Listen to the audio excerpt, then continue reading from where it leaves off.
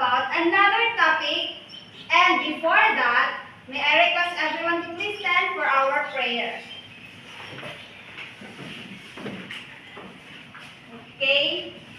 So, our most gracious and heavenly Father God, we thank you for this day that you have given to us. Thank you for allowing us to experience your grace and for giving us another opportunity to learn. And we ask for your guidance today, O God, that we can learn more knowledge, that we can gain understanding in our topic this morning. Lord, this is all we pray in the mighty name of Jesus. Amen. You may now take your seat. Okay, there are a lot, but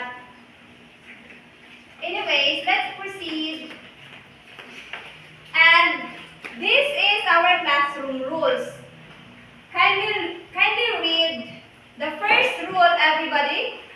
Raise your hand before speaking. Okay, you can raise your hand before speaking and do not answer in chorus. Next. Use appropriate language when speaking. Okay, you can only. Okay. Next. Listen attentively and thoroughly. Okay, can I have your ears all throughout our discussion this morning? Yes. Okay, so you have to listen attentively, okay? Next. Ensure the cleanliness of the classroom. Ensure the cleanliness of the classroom. Then lastly, Stay focused and follow directions. okay, so that is our classroom rules. Can you abide by these classroom rules? Yes. Very good. Now let's review. I will ask you some questions. What was our past lesson? Okay, Roxanne, what was our past lesson? Okay, our past lesson is all about planning. Plumbing. Very good, Roxanne. Our past lesson is all about plumbing. The next question is, what is plumbing? Who can answer what is plumbing? You can raise your hand if you want to answer. Share your thoughts. So, planning is about arranging hosts Hose or or fixtures. Okay, thank you for your idea what is plumbing all about. So why do we need to use tools properly in our daily tasks? Plumbing tools, Roxanne? okay, so we need to use tools properly because if we don't use the tools properly, we might be caused a plug or any leak in our house. Thank you very much. So that is very good answer. We really need to use proper tools in order for us to work properly and safely. So this time, let's have an activity. But I will not ask you to group yourselves. Instead, I will ask you to sit comfortably and close your eyes. Okay, so these are the directions. First, I want you all to close your eyes. Close your eyes, everybody, close your eyes. Next, imagine that it is nighttime. And suddenly, all of the lights go out. Can you imagine it?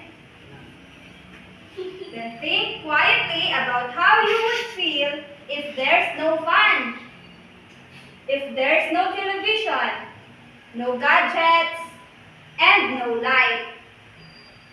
And what would you do in that situation?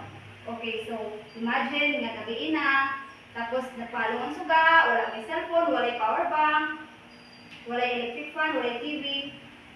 So how would you feel in that situation? Now, kindly open your eyes and be ready to share your thoughts. Baby Joy, can you share your thoughts? Based on my imagination, that when I don't have a phone or any gadgets, that I think I have a peaceful life. Yes, that is right. If you don't have anything that is bothering you like gadgets, you would feel peaceful, right? How about if there's no light so you can't see anything? How would you feel in that way, Roxanne?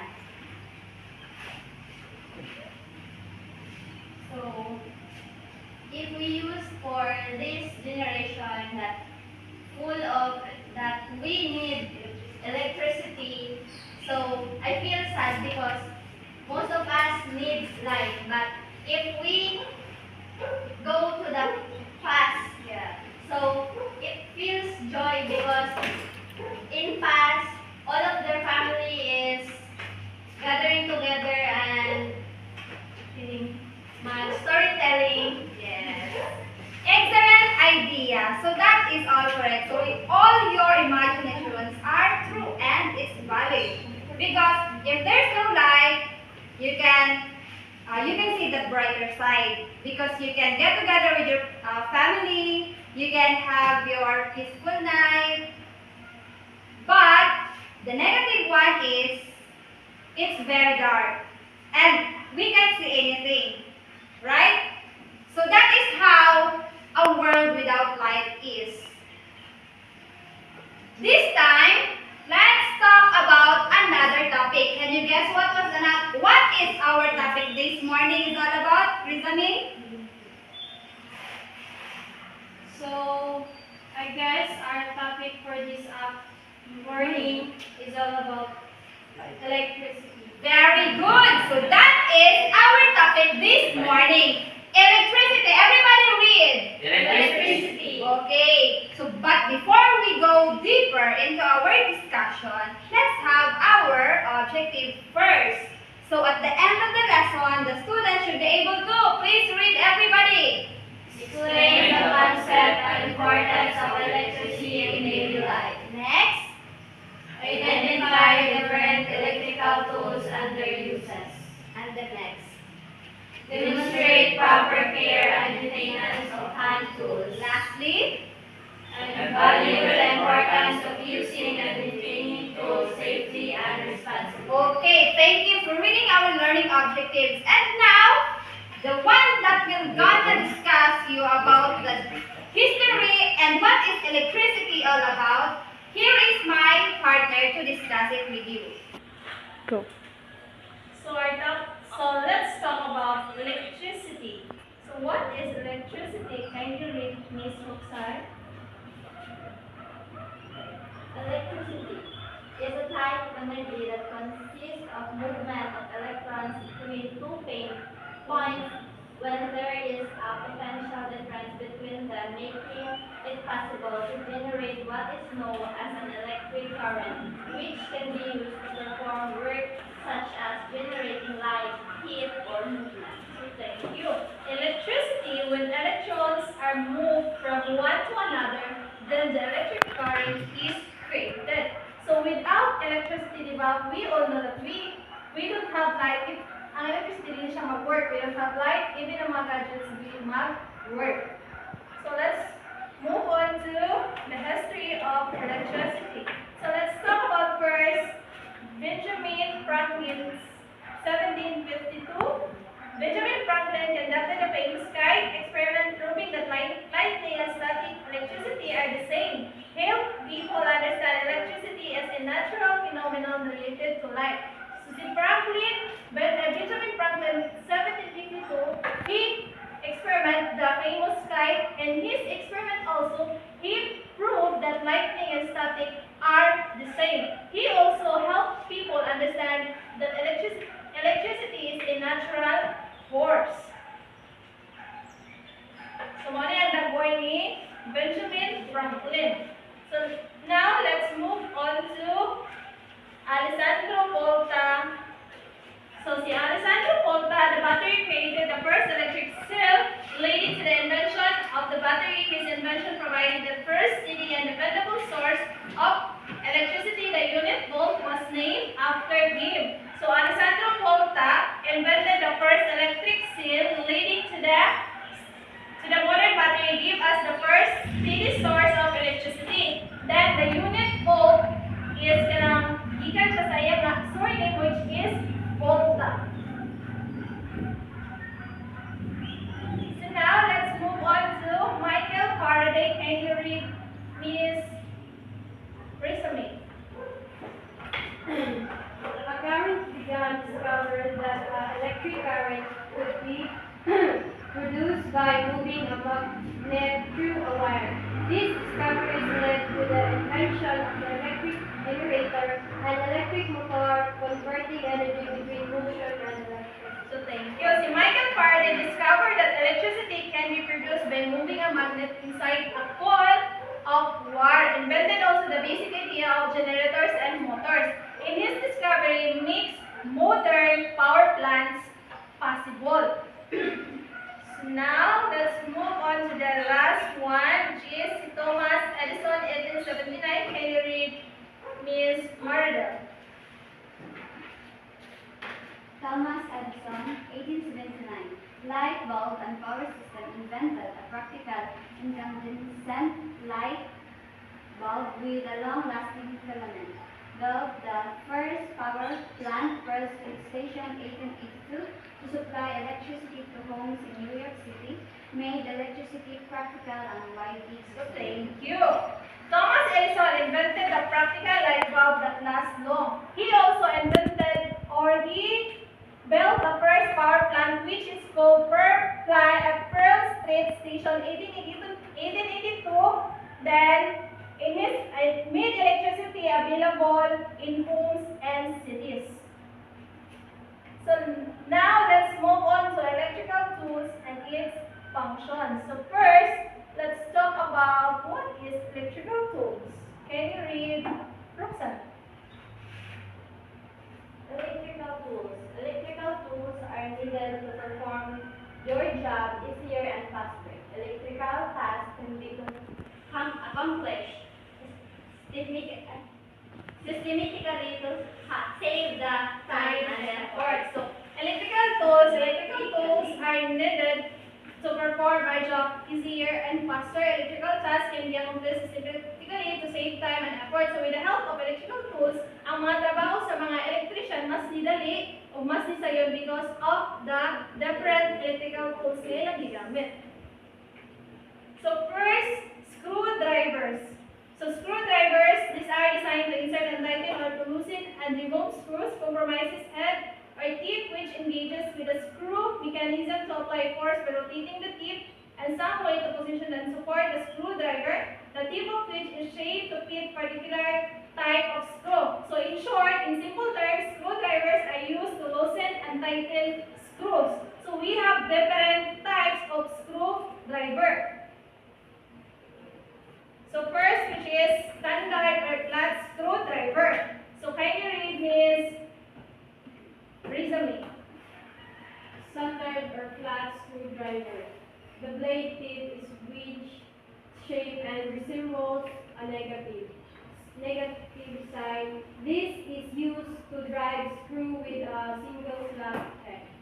So thank you. Flat screwdriver or standard is a negative sign. Blade tip is wedge shape screws for a single slot head. So next, Phillips screwdriver.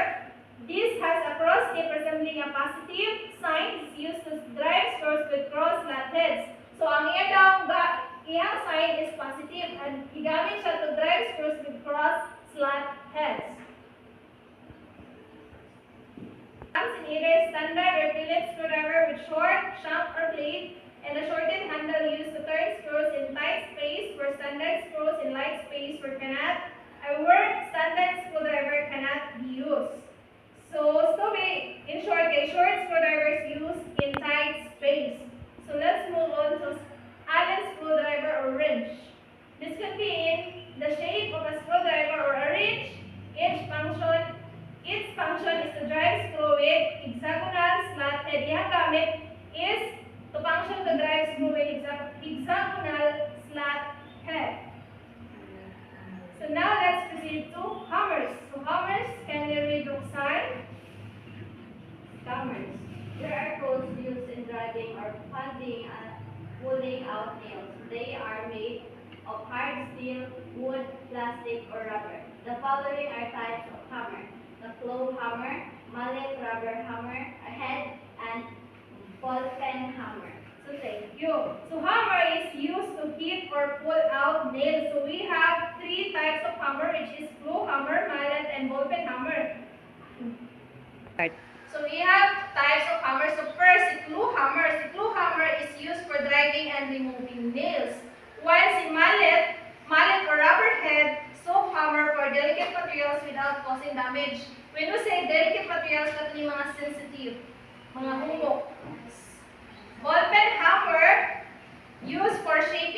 working with metal. So let's proceed to pliers.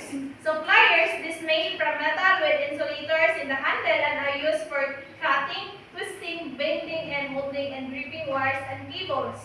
So we all know that pliers is used for holding, bending, twisting, and cutting wires. So we have types of pliers. First is combination pliers or lineman pliers for gripping, holding, and cutting electrical wires and cables and even small nails. They are usually used by lineman in doing heavy. So igamit siya sa mga lineman, especially in doing a work that is heavy. Igamit siya for gripping, holding, and cutting electrical wires and cables, even small nails. So let's proceed to side cutting pliers. Side cutting pliers, this type of pliers is used for cutting fine, medium, and big wires and cables. So long nose pliers is used for cutting and holding fine wires. This can reach tight space or small opening where other pliers cannot reach and also used in making terminal loops or copper wires. So gigamit siya kanang to cut and hold fine wires. This can reach siya makahimo atong mga dili mahimo sa ubang pliers because he can reach tight space or small opening where other pliers cannot reach. So wire stripper, a tool used for removing insulation of medium-sized wires ranging from gauge number 10 to gauge number 16. So next, electrician's knife is used by linemen to remove insulation of wire and cables in low and high voltage transmission lines. So electrician knife used by electricians to remove thick insulation from big wires and cables. It cuts heavy insulation that a wire stripper cannot remove. So let's proceed to portable electric drill. So portable electric drill, a small drilling machine with a chuck capacity of 1 quart. It is used in making tools on metal sheets and concrete walls. So electrician drill accordingly, small drilling machine with a chuck capacity, used to drill holes in metal, wood, or concrete. So hacksaw. Hacksaw, this tool is used to cut metal conduit and armored cable.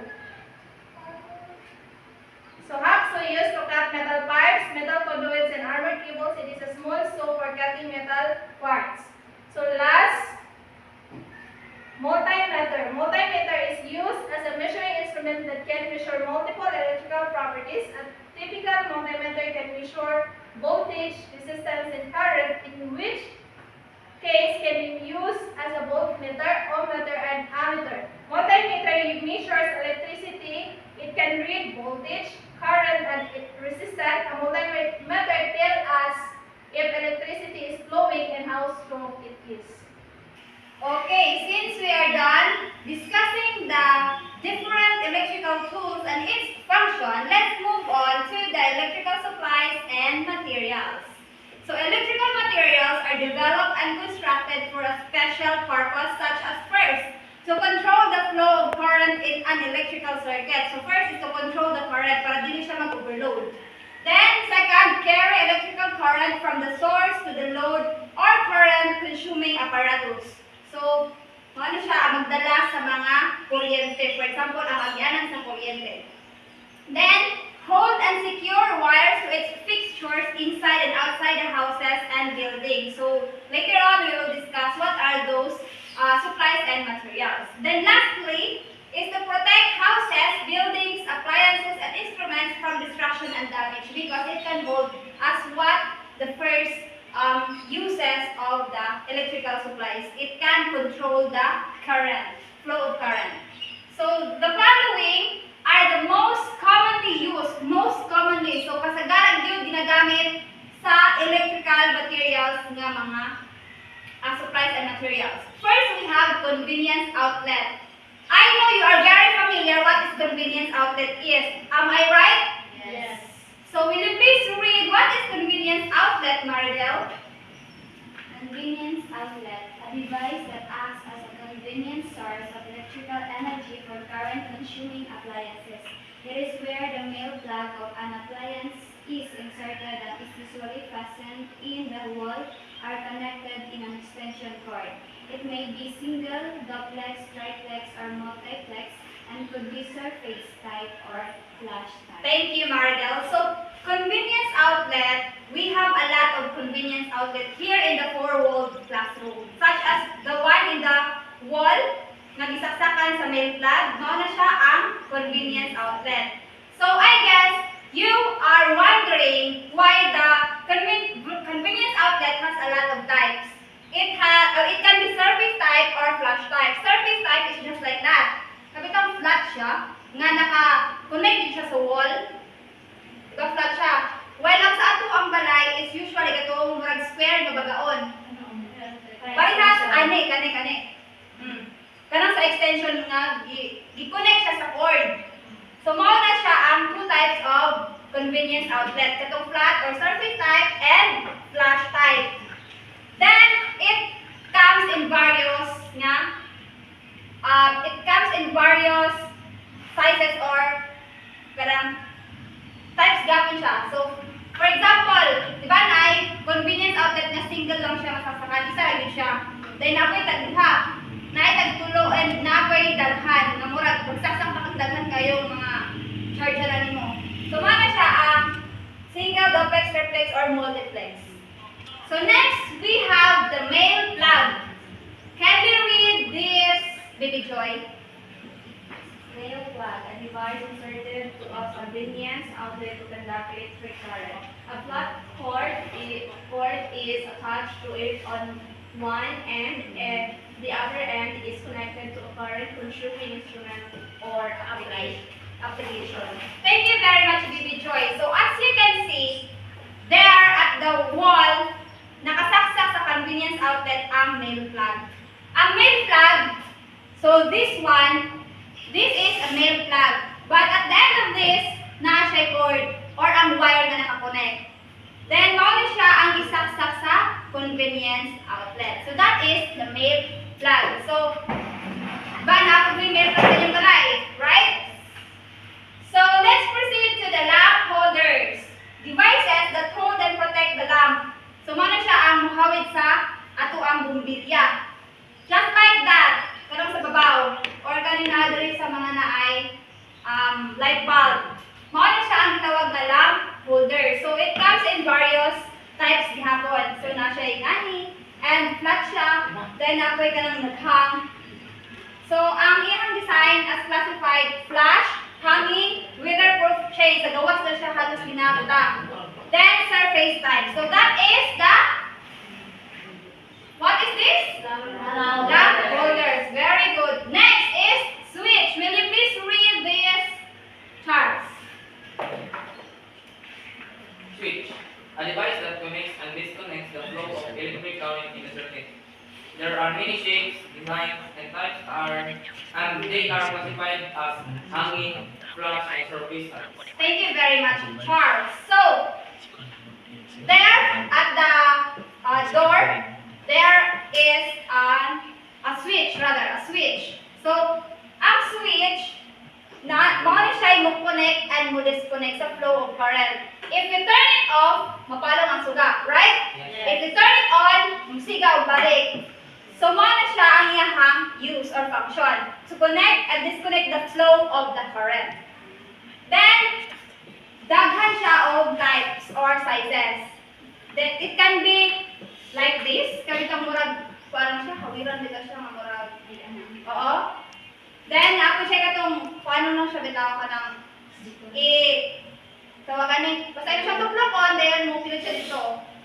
Then, ako siya parehas ana nga i-on, na siya identification niya. Imo hang gi-off, kay katong murag, kuan niya, napataas or kuan siya, na on. So, na siya ang switch to connect and disconnect the flow of electric current. So, next is fuse. It is a circuit protective device that automatically blows and cuts the current when overload or short circuit happens. So, mao na siya ang control sa imuhang current kurente. Para dili siya mag-overload, para dili po siya mag-short circuit nga makaguba sa inyong mga appliances. So, nakakita na ba mag-fuse? Yes. Yes? How about the others? Wala pa? Agree, anyone. Okay, sad to say, wala ko may kadala. Langka. Next is the circuit breaker. What do you think is a circuit breaker? Plangka, very good. Plangka, mao ni siya ang plangka circuit breaker. It is a protective device used to automatically blow and cut the current when trouble in the circuit such as short circuit or overload of force. Parehas sa fuse. So, why do you think every time there is a thunderstorm, inyo hamang i-off ang inyong plangka? Kaya kasi muboto or maigo sa tidlad. Okay, so actually, mao ni siya ang mukuan para bitaw dili makuan ma-direct din sa inyong kuan. Diba? Ang uban ng good, ang inyong mga appliances ang mapunteriya inig maigo sa tidlad. So mas tayo if inyong padrong ng inyong plangka para wala electric current nag-flow sa inyong mga appliances. So next is junction box. Dapat tayo man eh? Junction box is like in octagonal shape. Octagonal na siya 8 ka mga sides.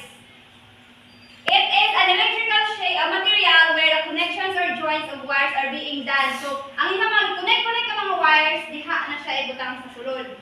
Diba? Nara siya mga kuandreo, mga gawsanan. Mao na siya, diha ipa-insert ang wire. Then, it could be made of metal or plastic, PVC type, or the polyvinyl chloride. So, mao na siya, halos plastic ta na siya. Tap-it sa inyong balay. Pinakataas na siya ibutang. So, now do you get what this junction box is, right? Next is utility. Mao na siya, if octagonal shape ang junction box, ang utility box is like a rectangular shape nga pataas. So, mao na siya, PVC type gihapon ang ihang kuan gamit ana polyvinyl chloride, which is flash type convenience outlet and switch are attached. So, ang switch, for example, kanang ipasulod nung na siya, di ba? Naimurag buko sa inyong wall, tapos where? For example, like this one. Naibuho. Kani, ibutang dari kaning utility box. Mauling na ay mga inani, kahit na, kaning roska, dihan na siya itaod. Dayon, inigkuan kanang ay mga buho sa unit niya, diha i-insert ang cord para sa inyong switch or outlet. So now, do you get what is utility box is? Yes. Very good. Nakakita nag-flat cord. Kami, wala kayo may wire sa inyong balay. So that is flat cord. It is a duplex-stranded wire used for temporary wiring installation. Ini magpatawad mo og kuryente, di ba? Naa na siya string ng wire na i-connect dito sa poste, padulong sa inyo ha. So that is a flat cord. So this time we will have an activity which is called Match Me. Match Me. So I want to group you into 3 since you are isa rin siya. Actually, dali ang ibigay ito. Kung naminaw mo sa mga tools, you can use ball pen. Kaya wala man po ni marker. Kaya pumupoint niya. Okay, this time, our group activity is called Match Me. Will you please read the instructions all together? The class will be divided into 3 groups. Each group will be given a table form with corresponding hand tools, names, and cut out pictures.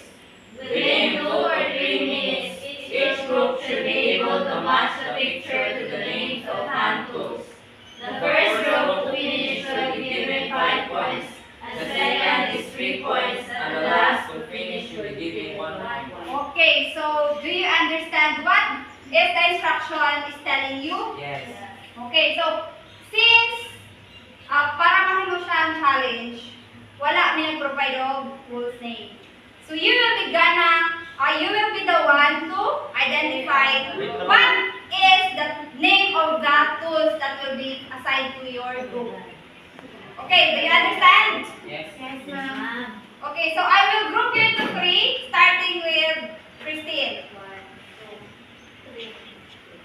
1, 2, 3. Okay, all number 1 is I will sit here, 2, and then 3.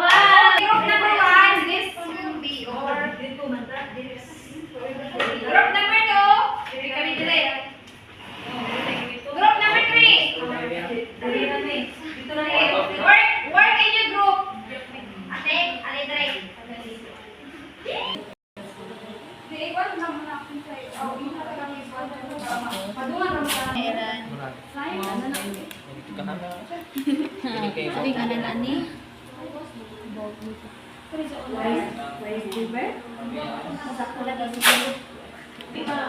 Iwi pa sa motor.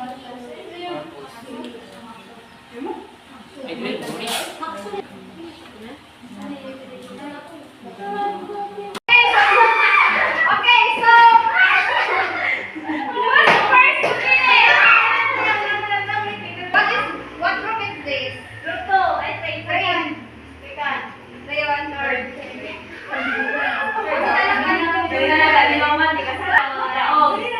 Group 3 niya ako. Pila ang kuhan? Group ko? Dos. Piso. Ay, piso lang. One Ay, minute. tres. Agosto. Piso. One naman natin. One rock. To ate. Ay, one rock naman. Eh, oh, di na nabutang. Yung lang iba natin, yung instruction natin, mali. Wala na.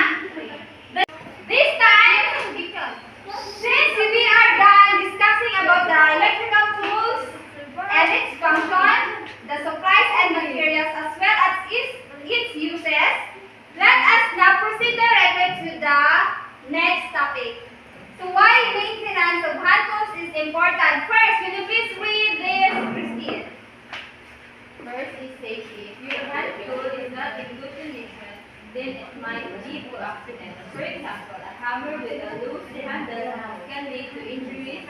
Also, cheap blades of hand tools can break and cause injuries. Thank you very much, Christine. So, first, importance of the maintenance of hand tools is the safety. Of course, if your hand tools is not well maintained, possible, for example, ang loose hammer, makakos na siya og injury. Right? If nakita ninyo, if you see your hammer is loosened, pag pukpuk ninyo na nabay o naigo sa inyong likod, Sakit. ma-injured mo. Hindi man. Okay, sakit lang siya. So, that is why safety should be put first. Because if your hand tool is not in good condition, you will be hurt. Yes. Just like, okay. Next, performance and efficiency. So, inadequate care of tools can lead to the development of rust and corrosion. Do you know what is rust is? Yes. It is saya. Then also, you might encounter difficulty due to loose screws and dull blades. As a result of this, they might not work well and it requires extra time and effort to complete the task. So, it is important to take good care of your hand tools so that your performance will become effective and your the performance of your electrical tools is efficient. Next, so there are only two importance of hand tools maintenance, which is the first one. Yung sa tong first, safety. The second is performance and efficiency. Essential hand tools maintenance tips. So more on maintenance na rin siya. This one is the tips. So katong ganina is importance. So these are the essential tips. Maintenance tips of your hand tools. First, will you please read everybody the first one? Kanila. Clean your tools after every use. Of course, it is very important to note that every time you use your hand tools, you should clean it every after use. Because it can, kapitang mahimo siyang typhoon if ma-expose siya in sa air or sa mga moist conditions. So, it is important to clean it properly every after use. So, you can use a dry or damp cloth. So, dili mo gamit og basa. Like for example, gamit mo ka ng basa, tayon yun siya. So, to remove dirt, grease, and debris, to remove any dirt. So, mara sa inyong gamiton. Ano sa inyong gamiton? Dry or damp. Dry or damp cloth. Very good. Next, proper lubrication. So, this is essential maintenance tip because hand tools such as pliers, wrenches, and scissors have moving parts that need regular lubrication to function properly. For example, this scissor. Diba? Parang nato na siya. Hinay moving sa tunga. Kani. Murag nagsilbi ni siya o gihang screw. So, So if tayo ni siya, dili siya mo gana, dili siya mo adyahe siya. That's why we need regular lubrication. So what do you know? Some of the examples sa mga lubricants. Oil. Oil, very good, oil. Ang inyong mga motor, ang mga pyesa sa inyong motor, di ba magamit mo og Oil. oil. Mag-change oil para dili siya mo. Unsa man? Para dili Ba. mag-uba. Very good. So, una siya, dapat magamit og proper lubrication tools and lubricants. Please read Maria. Store them properly.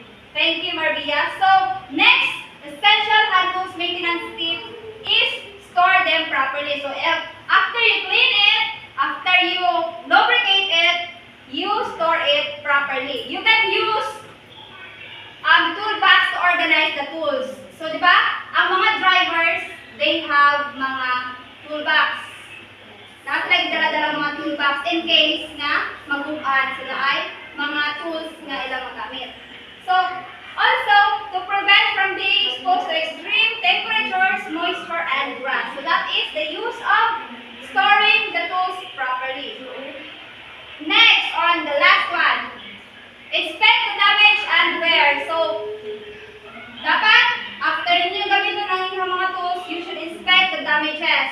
If nabay mga bisig sa inyong mga wires, if nabay mga loose parts sa inyong mga hand tools. So, do you now know and identify what are the importance of the hand tools maintenance?